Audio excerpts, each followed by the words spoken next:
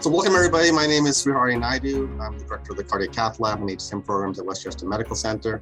Thank you for participating here in this brief webinar about an upcoming publication that's coming out later this month or next month about the use of percutaneous ventricular assist devices in cardiogenic shock. So I have a wonderful panel today. The data that will be upcoming will be presented by Dr. Jacob Jentzer, who's director of the Cardiac Intensive Care Unit Research at Mayo Clinic Health System in Rochester, Minnesota. And I'm joined by two panelists, including Dr. Gregg Stone, Professor of Medicine, Professor of Population Health Sciences and Policy, the Zena and Michael Weiner Cardiovascular Institute, Icahn School of Medicine, Mount Sinai, and Bobby Ye, Associate Professor of Medicine at Harvard Medical School, Director of Richard A. and Susan F. Smith Center for Outcomes Research in Cardiology at Beth Israel Medical Center.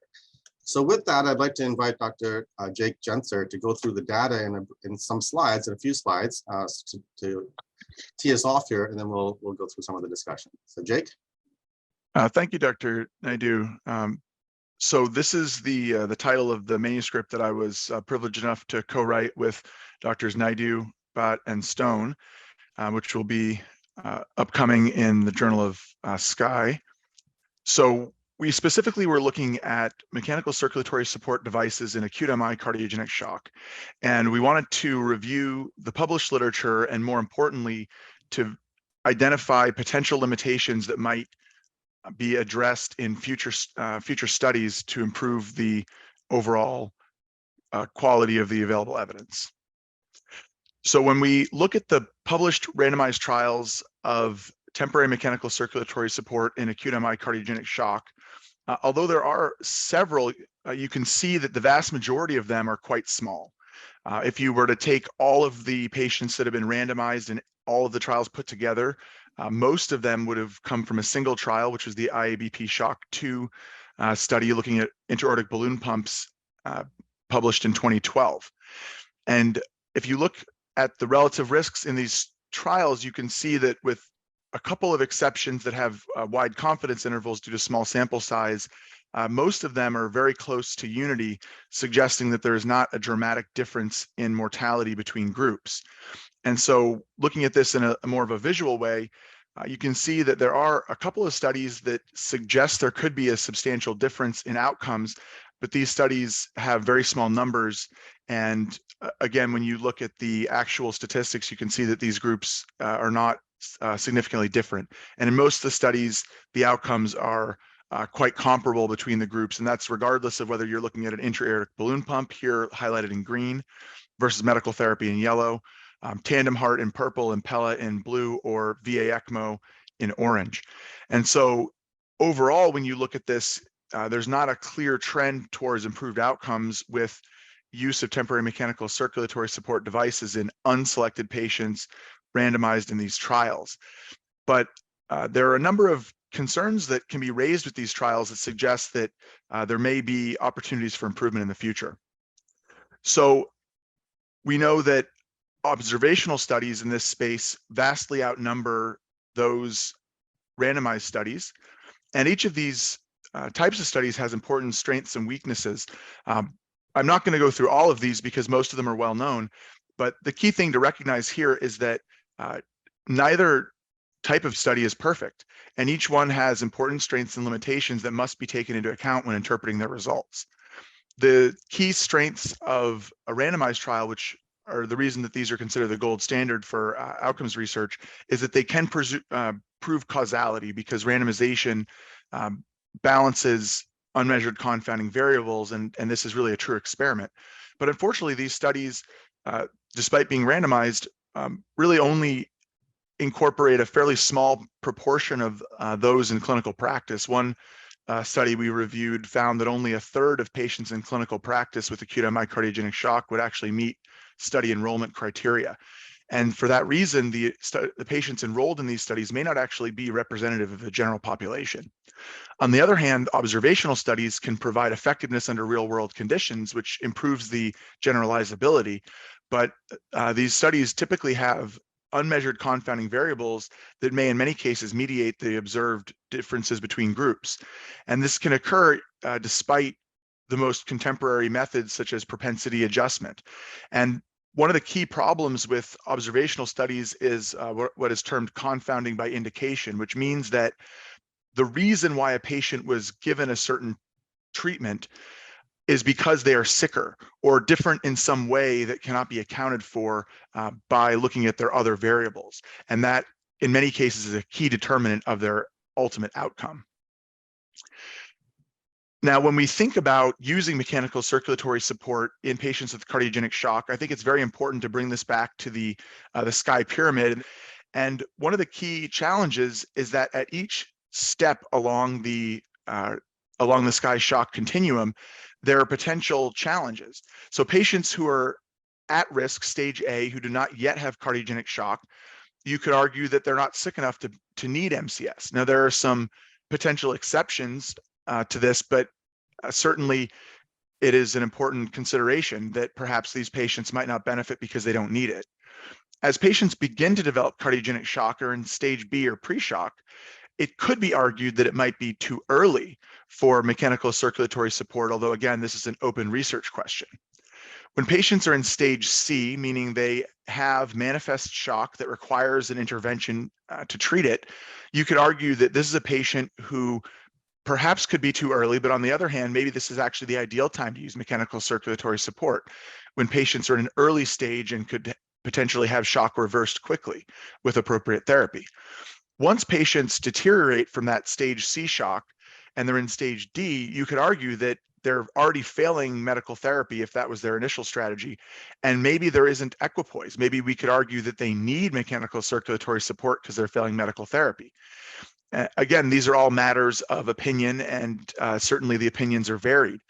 But once patients progress to stage E, which is extremis refractory shock, circulatory collapse, you could argue it's too late. And at that point, mechanical circulatory support might not be enough to salvage the patient.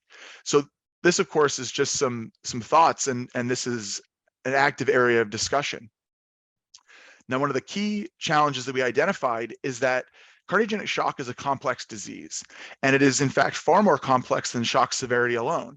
There are many factors that are incorporated into the concept of shock severity, some of which are incorporated into the SCAI shock stage, but some are actually there above and beyond the SCAI shock stage. But there are really other aspects of the cardiogenic shock patient that are different from shock severity, but still influence the potential use of mechanical circulatory support. For example, the shock phenotype. And there are many ways to look at this, but several of these will influence directly the exact type of MCS that could be used for a given patient. And you could imagine that if a patient with a certain phenotype that only responds to one form of MCS was given a different form that didn't address their core problems, it might not be effective. And finally, there's this concept of risk modifiers, which are numerous, including cardiac arrest with anoxic brain injury and coma, and other non-modifiable risk factors such as older age. These are risk factors for death that are independent from shock severity and other factors, and will influence a patient's outcomes regardless of whether or not their shock can be reversed. And so in the end, phenotype and risk modifiers in particular are going to determine whether a patient is a candidate for MCS and whether they might benefit. And so if these heterogeneity factors are not considered in the design of a clinical trial, then you could end up with a clinical trial that includes such a broad population of patients that any potential benefit might get washed out with patients who might not have been expected to benefit.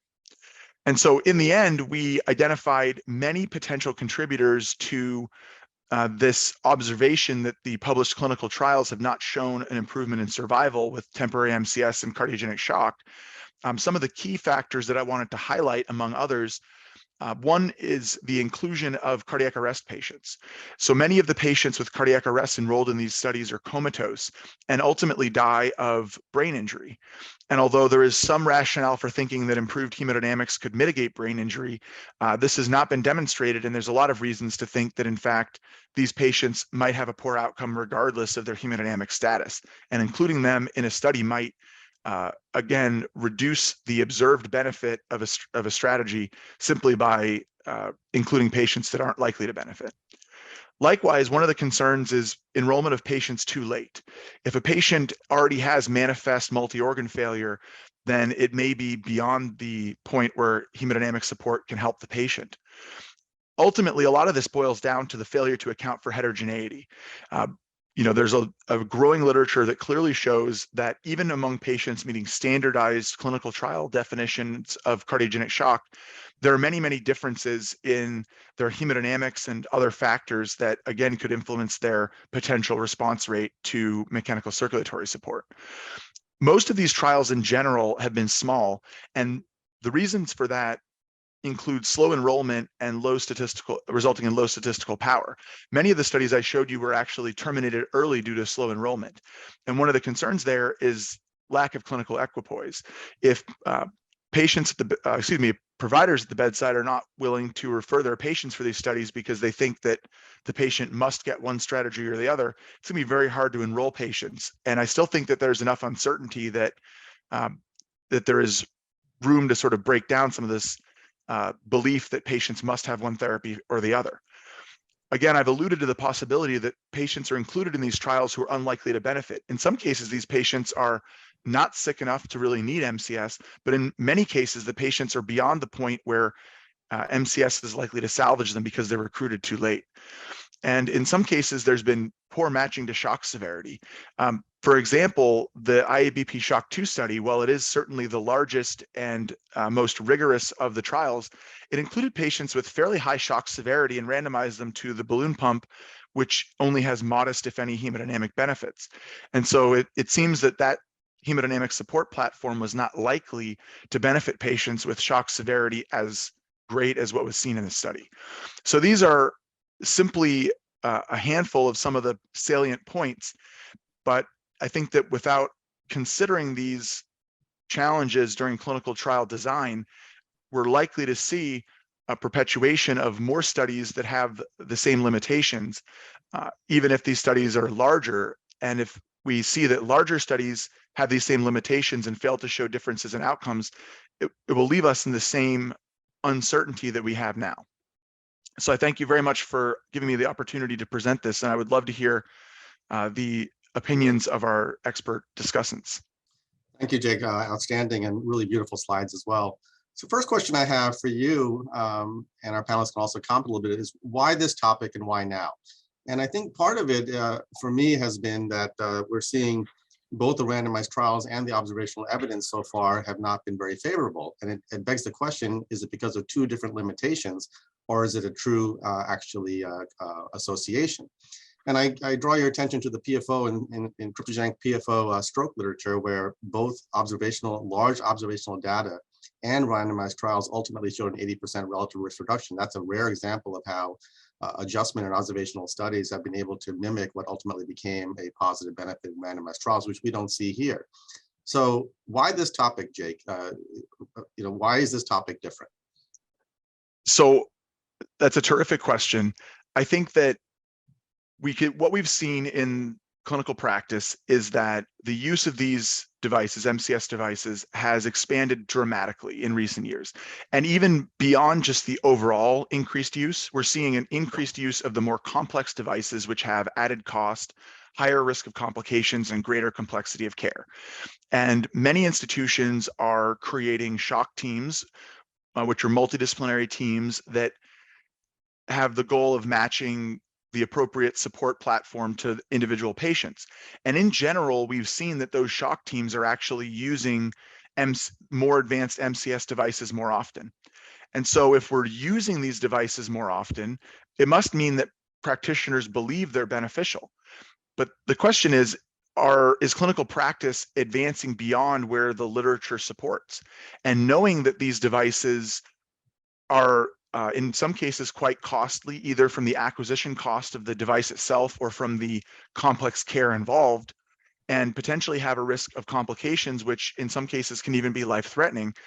It really gave us a good opportunity to review the state of the literature, which helped frame the next steps. And we know that there are a couple of fairly sizable and very important studies that are nearing completion in the next year or couple of years. And so understanding where the literature is now is essential to allow us to integrate those new results to help us get a comprehensive view of how these devices should be implemented in clinical practice. Yeah, I think part of it is that the real drawbacks of both RCTs and observational studies are dramatic in this particular cohort of patients that we're studying. So dramatic that we may completely miss the mark in both randomized trials that we've seen so far and observational data. And so for me, at least, that's why this topic in particular is very important. Bobby, so you do a lot of outcomes research. Can we just do larger and larger observational studies like this? Or we're going to have the same limitations? And what do you make of that? Are there ways to embed in registries? Are there ways of doing more prospective observational studies that can account for these limitations? Or what are your thoughts about this? It's a great question, Hari. And let me first say that this is my first chance to hear Jacob speak, and I'm blown away by the thoughtfulness of that discussion, concise and comprehensive discussion on the landscape of MCS devices and cardiogenic shock. So congratulations. I think it's not a matter of the size of the observational study that's important. As Jacob has alluded to, this is a matter of the fact that when physicians choose to use devices and not to use devices, we don't do so randomly. And in the case of cardiogenic shock, we specifically are putting in these devices when we think this patient is going to do poorly. And we make that assessment based on a whole host of things, most of which are unmeasured in most data sets. So that is basically, that's the definition. Those are the preconditions for confounding. In this case, confounding, I think, is substantial. So a priori, we should be going into looking at observational studies of MCS devices as being confounded, because it's probably the clinical situation where our clinical judgment and our assessment of the patient's severity of illness and likelihood to die is the most strong influencer of whether or not we're going to use the device. So there are other observational approaches. One could argue if you just had more complete data, maybe you'd be able to do an observational analysis. But again, I think the nuances of how we make our decisions in this particular case are just too nuanced to be able to capture adequately. It would have to be, just a gigantic data set with hemodynamic parameters and physicians' observations at the bedside. I don't know that it's technically feasible. There are approaches to look at observational data that don't rely on this unmeasured confounding assumption. We're exploring some of those right now with the FDA and analysis, and hopefully that study will be published soon. But overall, I think this is the place for a carefully designed randomized clinical trial that does include a large enough patient population to identify the heterogeneity if there is such. You mentioned PFO closure. I think PFO closure is a great example because, as you'll recall, some of those trials were negative. And actually, it was only until recently when the pooled analysis came out showing that there was very broad heterogeneity treatment effect for PFO closure for cardiogenic stroke that we could identify which are the patients that benefit and which are the other patients that maybe won't benefit.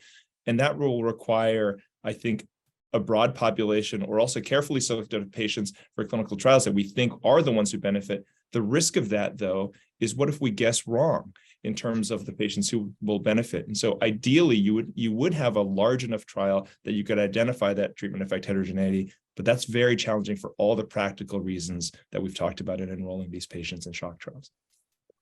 So Greg, that brings us to you and some of the randomized trials. I think we've all been fed that an RCT essentially is the highest level of evidence, but there are caveats to that. It has to include the appropriate types of patients that are likely to benefit. It has to be long enough. The event rates that we choose have to be events rates that are in actuality realized.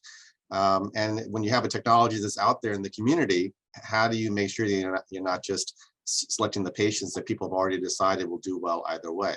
So tell us how we should thread the needle here in randomized trials. Well, thanks, Hari.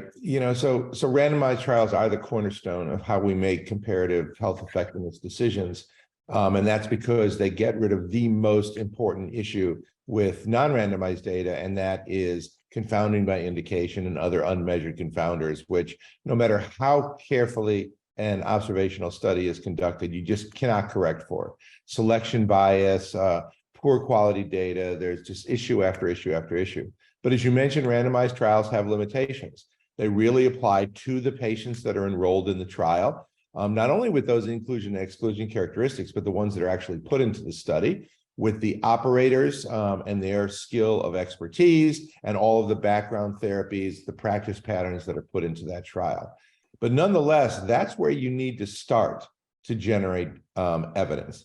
And if you can show within that patient population that there is a clinical benefit, then you can start working on the edges, and then you can start working on other indications, and then you can start looking at learning curve issues, et cetera, and expand from there. But if you can't show within a randomized trial that an important therapy, which often has obviously side effects, complications as well, and is costly, if you can't show substantial clinical effectiveness there, then you're really nowhere. And I think that's the situation right now with AMI cardiogenic shock. You have to realize, as was said so eloquently from Jacob, there are so many different causes of shock. Okay. And I like to think of four major determinants that I think are very important. One is the shock due to acute myocardial infarction, or is it chronic?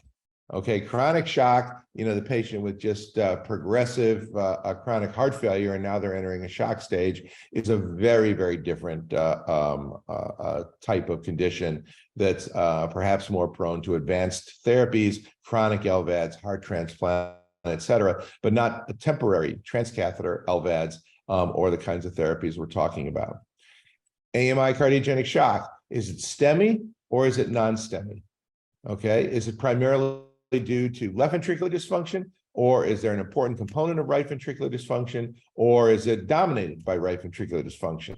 A very important predictor of one, prognosis, but two, the response to mechanical circulatory support therapies, some of which only affect the left ventricle and not the right ventricle.